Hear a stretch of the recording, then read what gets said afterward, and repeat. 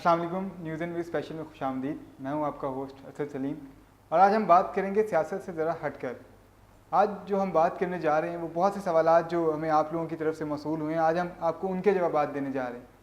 जैसे कि लोग हमसे पूछते हैं कि सोच क्या है, हम कौन हैं, सोच किस तरह मुस्बत की जा सकती है और डिप्रेशन क्या है, डिप्रेशन को किस तरह ओवरकम किया जा सकता है। इन सब सवालात के जवाब के लिए आज हमने दावत दी है कर्नल रिटायर्ड फ़ारूक साहब को, जो कि पिछले 10 साल से एंग्जाइटी और डिप्रेशन का इलाज कर रहे हैं और अब एक मोटिवेशनल स्पीकर हैं और मुख्तलिफ इंस्टीट्यूट्स में जाके लेक्चर देते हैं। अस्सलाम वालेकुम sir, thank you very much for coming sir. Sir सबसे पहले तो ये बताइए कि हम हैं कौन। ये एक ऐसा सवाल है जो तकरीबन 40 साल में ढूंढता रहा और इसका जवाब बहुत मुश्किल से मुझे मिला। हम में से बहुत सारे लोग हैं जिनको अपनी ज़िंदगी के पूरे टन्योर के दौरान पता ही नहीं चलता कि हम कौन हैं। एक दिन मैं बैठा हुआ था, सोच रहा था, कुरान पाक की एक आयत में नज़र पड़ी कि हम एक रूह हैं। हम रूह हैं जो कि आज एक गोश्त पोश की शक्ल में और सोच के साथ दुनिया में मौजूद हैं, और जब हम चले जाएंगे तो दोबारा से रूह की शक्ल अख्तियार कर लेंगे। इंसान और जानवर में सिर्फ एक ही चीज़ का फ़र्क है और वो सोच का है। अगर सोच है तो इंसान है, अगर सोच नहीं तो इंसान नहीं है। जो कुछ है इंसान की सोच है, बाकी सब कुछ हड्डियाँ और गोश्त है। सही। फिर सोच की आपने बात की, तो ये बताइए कि सोच क्या है और किस तरह से मुस्बत जो है वो सोचा जा सकता है। आपने कभी गौर किया कि अगर आप पानी के ऊपर एक पत्थर मारें तो पत्थर तो पानी में गिर जाएगा, लेकिन उसकी वेव्स जो हैं, लहरें जो हैं, वो चलती रहती हैं। वो कौन सी चीज़ है जो लहरों को चला रही है, जो नज़र भी नहीं आती? ये गैर मादी चीज़ है। ये गैर मादी चीज़ बेसिकली नॉन फिजिकल चीज़, बेसिकली एक एनर्जी है। दुनिया की हर चीज़ वाइब्रेशनल मोशन में है, यानी या थरथरा रही है या मोशन में है। जमूद कुछ नहीं है। आपको, हम सबको पता है कि एक ना एक दिन ये पहाड़ जो है मट्टी का रेज़ा बन जाएंगे, ज़मीन और सूरज बिल्कुल करीब आ जाएंगे। ये मोशन में है, और जो भी चीज़ मोशन में होती है वो एनर्जी रिलीज़ करती है। हमारी बॉडी भी एनर्जी रिलीज़ करती है, इसके अंदर इलेक्ट्रॉन्स मूव कर रहे हैं। बेसिकली सोच की वो जो लहरें हैं वो इस तरह बनती हैं। अगर एक मिनट के लिए आप आंखें बंद करें प्लीज़। अब आप सोचें, फादर, मदर, स्कूल, कॉलेज, घर। आपने देखा, आंखें खोल दें प्लीज़। आपने देखा कि आपका माइंड जो है ये इमेजेस में सोचता है, फोटोज़ में सोचता है, और फोटो के दो रुख होते हैं। आपके माइंड में जो तस्वीर जिस इंसान की जैसे बनी होती है वो आपका बिलीफ बन जाता है, वो आपका यकीन बन जाता है। हमारी रूह, सोल जिसको कहते हैं, वो सोल उस फोटो के ऊपर, उस इमेज के ऊपर इग्निशन देती है। और क्योंकि फोटो के दो रुख हैं, उस इमेज के दो रुख हैं, तो आपके पास एक फ्री विल है, आपके पास डिसीजन मेकिंग है कि आप किस तरह उस सोच को पॉजिटिव साइड पे या मनफी साइड पे लेकर जा सकते हैं। जिस तरफ आप सोच को मोड़ना चाहते हैं उस तरफ मोड़ लेते हैं, और उस सोच के अंदर रहते हुए आपके माइंड के अंदर एक एटीट्यूड डेवलप होता है जो सोचों का मजमूआ है। उस एटीट्यूड से आपकी फीलिंग्स डेवलप होती हैं और वो फीलिंग्स आपकी बॉडी में आती हैं। आपने कभी गौर किया, जब आपकी मदर आपको कोई काम कहती हैं तो आपकी एक फीलिंग डेवलप होती है, कभी अच्छी और कभी बुरी, और उस फीलिंग का आप यहाँ पे ऑब्जर्व भी कर सकते हैं। गुस्से के दौरान हमारे हाथ भींच जाते हैं। ये बॉडी के अंदर ये फीलिंग्स आ चुकी हैं। ये फीलिंग्स जो हैं, जब फीलिंग्स, उसके बाद ये हमारा बिहेवियर बनाती हैं, और बिहेवियर आपके बॉडी लैंग्वेज और आपके कम्युनिकेशन से, जिस तरह आप बात करते हैं, उससे पता चलता है। ये बात यहाँ पे इम्पॉर्टेंट है कि आपके किसी के साथ रिलेशंस जो हैं वो कम्युनिकेशन से नहीं, बल्कि उस कम्युनिकेशन से पहले जो आप उसके बारे में सोच रहे होते हैं उससे बनते हैं। मिसाल के तौर पे, अगर आप किसी के बारे में जब कोई और ज़ोर से सोचते हैं और वो बंदा आपसे दूर बैठा होता है, तकरीबन मे बी अबाउट 200-400 किलोमीटर्स, तो सोच की लहरें वहाँ पहुँच जाती हैं। आप किसी इंसान को गौर से सोचते हैं, आपने कभी गौर किया होगा, अचानक उसका फ़ोन आ जाता है। आप समझते हैं कि ये इत्तेफाक है, कोइंसिडेंस है। ये कोइंसिडेंस हरगिज़ नहीं है। आपके सोच की लहरें इतनी तेज़ हैं, और आपके जो रिलेशंस थे उसके माइंड के अंदर एंटीना फिट है। जैसे ही उसके पास वो सोच पहुंची, उसका दिल किया काश मैं घर फ़ोन करूं, और उसका फ़ोन आ जाता है। फिर आपके ज़हन में ये होगा कि हर दफ़ा तो उसका फ़ोन नहीं आता। तो मैं आपको ये गोश गुजार करना चाहूँगा कि जब आपकी और उसकी सांस की रफ्तार बेयक वक्त चल रही होती है, तो दुनिया के किसी भी कोने में हो, तो वो सोच जो है वहाँ तक पहुँच जाती है और वो बंदा आपको याद करता है।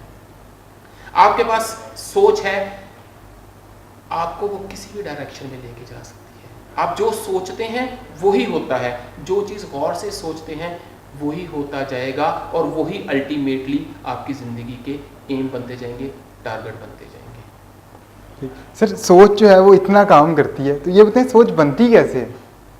जैसा कि अभी मैंने आपको बताया कि सोल जो है, सोल ये आपके माइंड की जो इमेजेस हैं उसके ऊपर जोर लगाती है, और उसको किसी भी डायरेक्शन में आपके पास अल्लाह ताला ने ताकत दी है, आपको तवानाई दी है, आपको सोचने समझने की सलाहियत दी है, डिसीजन मेकिंग दी है कि आप इसको जिस तरह मर्जी मोड़ दें। और जिस तरफ आप मोड़ते हैं, सोच की लहरें आपकी बॉडी के अंदर और पूरी दुनिया के अंदर चली जाती हैं। और ये याद रहे आपको कि आपके डिस्टेंस से जिस जगह पे आप मौजूद हैं उसके 8 मीटर के रेडियस में, तकरीबन 25 फीट के रेडियस में जो इंसान आ रहा है, चाहे वो आपके करीब है या दूर है, आप उससे बात कर रहे हैं या आप उससे बात नहीं कर रहे, उस तक आपकी सोच की लहरें पहुंच रही हैं। अगर कोई इंसान पॉजिटिव सोचता है, तो अगर वो नहीं भी बोलता बाज़ तो आपको उसके पास बैठने को दिल करता है, क्योंकि उसकी बॉडी के अंदर से मुस्बत सोच है, उसकी बॉडी के अंदर मुस्बत वाइब्रेशन है, पॉजिटिव वाइब्रेशन कहते हैं इसको। और ये लोगों के पास बैठने को आपको दिल करता है, ये आलिम दीन होते हैं आमतौर पे, या जिसके साथ आपकी सोच मैच कर रही होती है, उसके पास भी आपके पास बैठने को दिल करता है। लेकिन इसके अलावा अगर कोई नेगेटिव सोच का हामिल इंसान है, जैसे कि लोगों के अंदर बहुत ज़्यादा जेलसी होती है, उस बंदे के पास अभी बाज़ औक़ात आप बैठते हैं और आपका दिल नहीं लग रहा होता, आपको समझ नहीं आती कि ये प्रॉब्लम क्या है। प्रॉब्लम ये है कि उस बंदे के अंदर नेगेटिविटी इतनी ज़्यादा है कि वो इर्द गिर्द के एरिए को तकलीफ दे रही है, और जो भी उसके करीब आएगा उसको अफेक्ट करेगा। हो सकता है आपके ऊपर बीमारी भी आ जाए। सही सर, मुस्बत सोच जो है वो किस तरह पैदा की जा सकती है? सर मुस्बत सोच को सबसे पहले मैंने जैसे भी आपको बताया कि आपके माइंड के अंदर इमेज होता है, आपके माइंड के अंदर इमेज है। आप 1 मिनट के लिए आंखें बंद करें प्लीज़। अब आप देखें, आप सोचें कि मैं आपको आईफोन का बताता हूँ, तो आपको आईफोन की ख्याल आता है। अब मैं इसके साथ ही कहता हूँ कि आईफोन की ये कॉपी है, तो आपके ज़हन में फौरन नेगेटिव ख्याल आता है। ये बेसिकली आपकी परसेप्शन है जिस चीज़ को आप देखते हैं। अगर आप मदर की पिक्चर देखते हैं तो आपको हमेशा अच्छी फीलिंग आती है, लेकिन अगर आप किसी ऐसे लोग जो आपको अच्छा नहीं लगता, जैसे ही आपका उसके सामने कोई ख्याल होता है, जैसे ही आप उसके बारे में कुछ सोचते हैं, तो आपकी नेगेटिव फीलिंग डेवलप हो जाती हैं। अगर आप इसको चेंज करना चाहते हैं तो आपके लिए एक छोटा सा काम करना होगा कि आपने उसकी जो अच्छी पिक्चर थी उसको अपने जहन में बिठाना होगा। ये आप 4-5 दिन से लेके 15 दिन के टाइम में कर सकते हैं। आप अपने कमरे में उसकी अच्छी पिक्चर लगाएं और आप उसको देखते रहें, आपकी उसके बारे में सोच तब्दील हो जाएगी। सही सही। अच्छा नाज़रीन, डिप्रेशन जो है वो ऐसी बीमारी है जो हमारे मुल्क में बहुत तेज़ी से फैल रही है, और बहुत से लोग ऐसे हैं जो डिप्रेशन का शिकार होते हैं, लेकिन उनको ये बात मालूम ही नहीं होती कि वो किसी बीमारी का शिकार हैं। तो आज हम जानेंगे कर्नल साहब से कि डिप्रेशन है क्या और क्या अलामात हैं इसकी, और कैसे पता किया जा सकता है कि आप इस बीमारी का शिकार हैं या नहीं। जी सर, डिप्रेशन के बारे में कुछ थोड़ा सा बताइए। डिप्रेशन से पहले मैं आपसे डिस्कस करना चाहूँगा स्ट्रेस के बारे में, और स्ट्रेस से पहले मैं थोड़ा सा आपको बताऊँगा एंजाइटी, फ़िक्र जो होती है। ये वो फीलिंग है जब आप कोई काम करना चाहते हैं और आपको उसका जवाब नहीं मिल रहा होता, लेकिन आपके बिलीफ में वो बात बैठी हुई है और आपको वो तंग कर रही है, और आपके अंदर वो वेव आती है जो मैंने आपको पहले बताया, जो कि नॉन फिजिकल गैर मादी वेव होती है, और आपकी बॉडी में जब दर्द होना शुरू हो जाता है, आपकी मुट्ठियाँ भींच जाती हैं, आपकी बॉडी गलत तरीके से बिहेव करती है, तो वो स्ट्रेस में तब्दील हो जाती है। ये स्ट्रेस जो है हम अपनी ही सोचों के अंदर बढ़ा लेते हैं, और कुछ लोगों के सर में दर्द शुरू हो जाता है, कुछ लोगों के कंधों में दर्द हो रहा है, कमर में दर्द हो रहा है, बाज़ औक़ात आपको हार्ट की बीमारी होती है। ये सोच के साथ है। हम जो कहते हैं कि किसी दूसरे इंसान ने मुझे नुकसान पहुंचाया, उसकी वजह से मुझे ये हुआ, तो मैं ये माजरत खाऊं, इन लोगों को इस सवाल का कभी जवाब नहीं मिलेगा। जो लोग अपने सवालों का जवाब दूसरों से ढूंढ रहे हैं, उनको अपने सवालों का जवाब कभी नहीं मिलेगा, और वो स्ट्रेस में ही रहेंगे, और वो हमेशा तकलीफ में ही रहेंगे। जब वो चीज़ों का हल अपने अंदर से तलाश करेंगे, इंसान का सब कुछ अंदर है, बाहर नहीं है। अपने अंदर को मजबूत करने की ज़रूरत है। जब हम अपने अंदर को मजबूत कर लेते हैं तो बाहर की तकलीफ नहीं होती। फॉर एग्ज़ाम्पल, अगर आप दो बंदों को देखें जो पैराशूट से छलांग लगा रहे हैं, एक हंसता हुआ नीचे आ रहा होता है, एक रोता हुआ नीचे आ रहा होता है। एनवायरनमेंट तो दोनों के लिए एक ही है।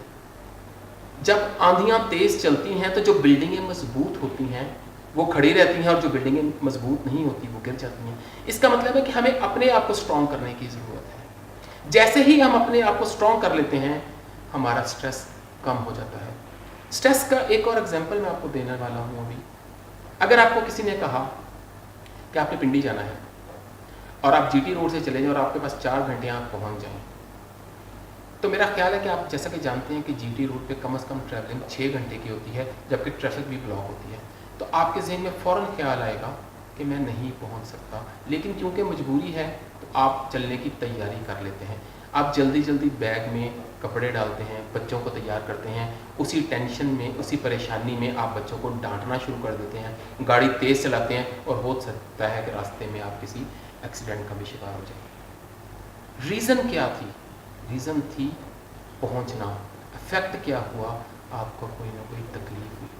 लेकिन इसके मुकाबले में फ़ौरन अगर आपके जहन में आ जाए या आपको कोई बताए कि सर आप मोटरवे के थ्रू चले जाएं, तो आप गौर करें, एकदम आपकी बॉडी रिलैक्स हो जाती है।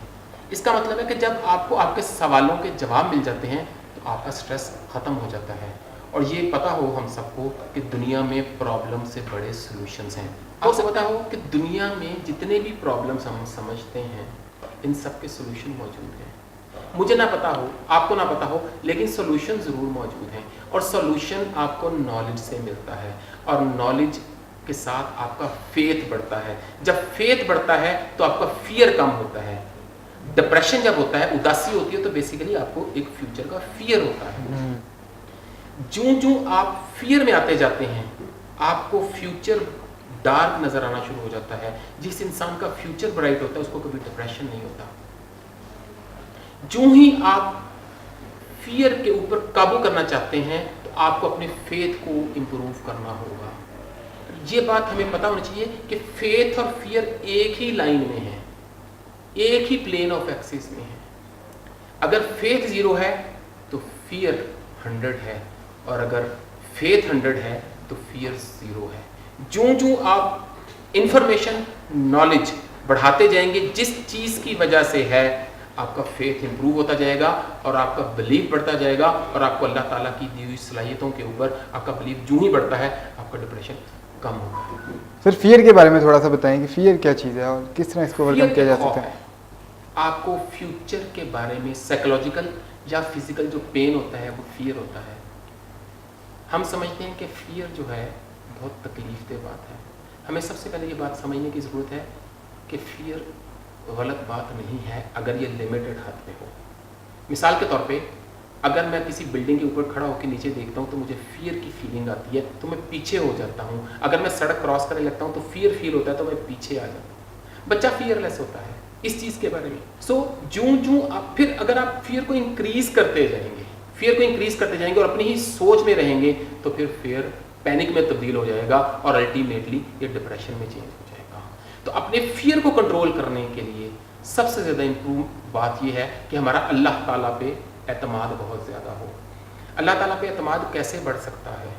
किसी इंसान ने कभी बताया अल्लाह ताला पे फेथ कैसे बढ़ता है? हज़रत मोहम्मद सल्लल्लाहु अलैहि वसल्लम की हस्ती से ज़्यादा जब भी हमें कोई अजीज़ होता है, हमें फियर क्रिएट होता है, हमें डिप्रेशन बढ़ जाता है। जबकि हज़रत मोहम्मद सल्लल्लाहु अलैहि वसल्लम ने फरमाया कि तुम में से उस वक्त तक कोई इंसान मुकम्मल मुसलमान नहीं हो सकता जब तक कि मेरी हस्ती तुम्हारे माँ, बहन, भाई, बेटा और दुनिया की किसी भी चीज़ से ज़्यादा करीब ना हो जाए। जो इंसान फियर में होता है, डिप्रेशन में होता है, उदासी में होता है, बेसिकली उसका इस बात से फेथ हट जाता है, उसका नमाज में भी दिल नहीं लगता, और जूं जूं उसका फियर बढ़ता है वो मौत की तरफ जा रहा है। We don't die, we kill ourselves. आप कभी गौर करें, फेथ और फियर साथ साथ चलते हैं। फेथ किसी इंसान का उसकी मौत की तरफ लेके जाता है और वो शहादत की मौत होती है। फियर भी दूसरी तरफ मौत की तरफ लेके जाता है, लेकिन वो खुदकुशी की मौत होती है। सो हमें अपने बिलीफ को चेंज करना होगा, और जिस तरह इंसान को अल्लाह ताला ने बताया कि अपनी सोच को डेली तब्दील करें। नमाज सबसे बेहतरीन साथी है। हम 5 वक्त नमाज पढ़ते हैं, 5 वक्त नमाज पढ़ते हैं तो 5 दफ़ा अपनी सोच को तब्दील करते हैं। जो इंसान 5 वक्त नमाज कायम करता है उसको कभी डिप्रेशन हो ही नहीं सकता। सर, एंजाइटी और स्ट्रेस को ओवरकम करने के लिए कोई ऐसा मेथड जो डेली रूटीन में हम यूज़ कर सकें और एंजाइटी और स्ट्रेस को जो है ओवरकम किया जा सके? जी बिल्कुल, बहुत आसान है। अगर आप इसको सीखना चाहते हैं, आपने सिर्फ 1 गिलास पानी लेना है जो कि नीम गर्म हो, ज़्यादा गर्म ना हो, बिल्कुल हल्का गर्म हो। उसके अंदर 1/4 1/4 पार्ट नमक का 1 चम्मच डाल दें, 1/4 हिस्सा नमक का चम्मच डाल दें। उसको मिक्स करें और आपने उसके, जिस तरह आप गरारे करते हैं, आपने गरारे नहीं करने बल्कि अपनी नाक को धोनी है। नाक को जब आप धोएंगे उसके बाद आपने अपनी आंखें बंद करनी है और 3 लंबे सांस लेने। मैं आपको करके दिखाता हूँ। 3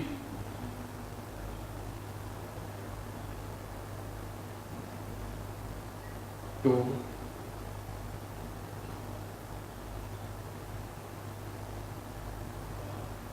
1।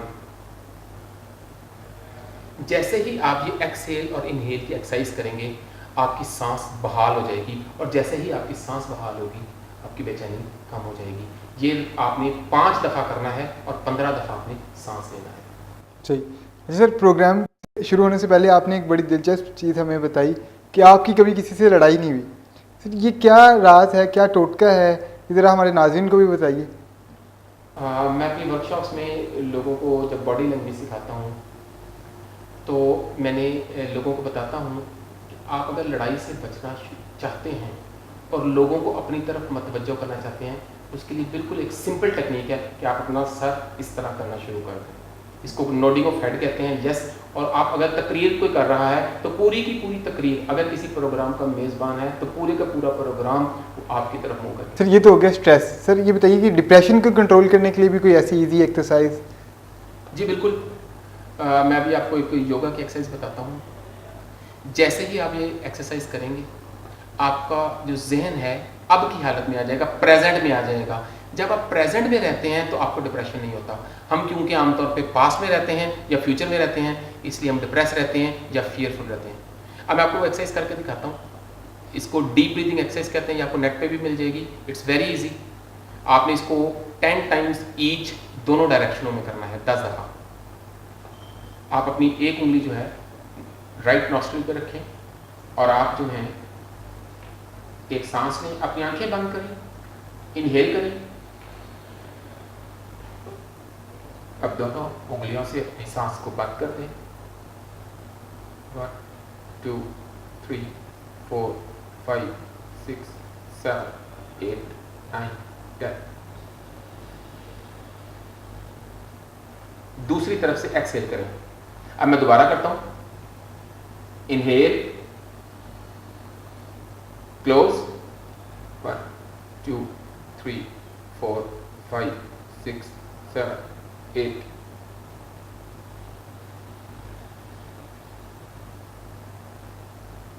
आपने इस तरफ से 10 दफा करना है। अब आप दूसरी तरफ से भी 10 दफा करेंगे। 1 2 3 4 5 6 7 8। इनहेल,